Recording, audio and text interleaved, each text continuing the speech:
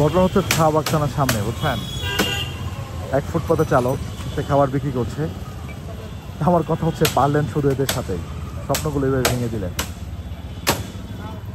এই যে ওনার ব্যান্ডটা সবটাকে দাঁড়িয়ে দাঁড়িয়ে দেখতেছে, হাজার হাজার টাকা লুট করে নিয়ে যাচ্ছে, দেশ ছেড়ে চলে যাচ্ছে, কোটি কোটি টাকা দুর্নীতি করছে, রাস্তায় ফুটপাতে বিক্রি করছে। আপনি সবাইকে প্রশ্রয় কেন দিচ্ছেন? ফুটপাতের বিরুদ্ধে আমারও অবস্থান। ভাঙতে হবে কেন? অবকাঠামোকে ক্ষতিগ্রস্ত না করে ব্যক্তিকে সাজা দেন, ব্যক্তিকে সাজা দেন, ব্যক্তি ঠিক হয়ে যাবে, স্থায়ীভাবে ঠিক হয়ে যাবে।